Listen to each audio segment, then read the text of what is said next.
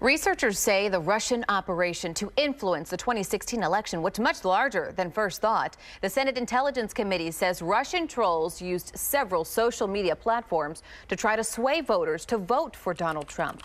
Researchers at the study say the trolls also used clickbait to target Black Americans, Latinos, liberals, and LGBTQ groups in an attempt to discourage them from voting at all. Researchers say posts on Instagram alone generated 187 million interactions. The campaign also continued after President Trump took office, and some are still ongoing. And joining us via Skype today is Renee DiResta. She's the director of research at New Knowledge, which is the research company involved in this study. Renee, thank you so much for joining us. Please first tell us, tell us why you decided to do this study in the first place. The Senate committee had the data set that was provided to them by the platforms. That was a function of a lot of hearings where people tried to find out what had happened.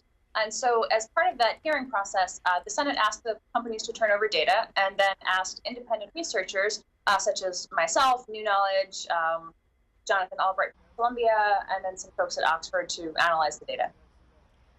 Okay, and there's a lot of information in this research study, a lot about this disinformation campaign, this Russian operation. It's truly eye-opening, frightening, infringing on our democracy. A lot of people are saying, and you know, because there is so much information, can you kind of go over some of the key findings in this study that Americans should be most concerned about, especially if they're still ongoing?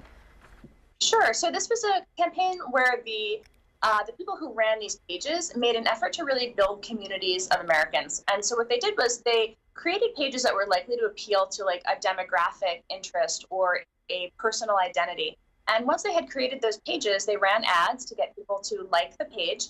And after that, they began to communicate with people, really building up kind of the morale and the identity of the community.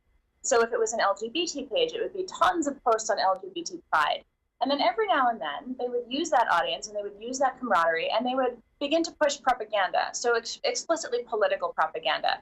Most of it was designed to erode support for Secretary Clinton and to increase support for then candidate Trump. So there was a political component to the content that we saw in 2016. But the operation continued well through 2017.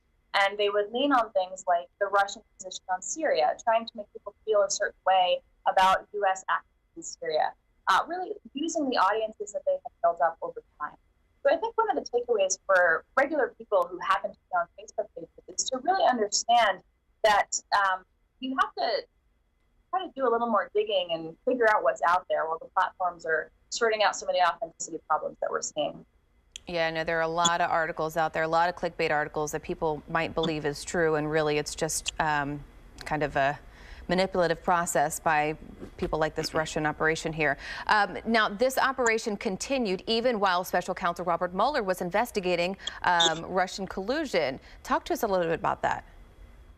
So there was a lot of what I would call kind of meta trolling. So trolling about the idea that Russian trolls were behind the election. Tons of posts, particularly targeting the far right, where there would be narratives about there would be memes that they would post, narratives saying, oh, everybody blames everything on the Russians. My car broke down. It was the Russians. Secretary Clinton lost. Why can't you just suck it up? It was the Russians.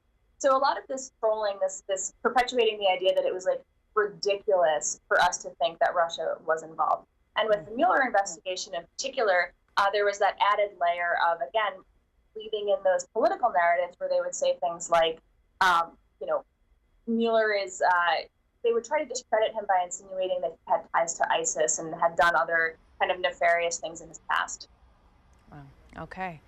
Renee DiResta, the director of research at New Knowledge, with this research company that came out with this very eye-opening study. We appreciate your time and your perspective today. Thank you so much for joining us.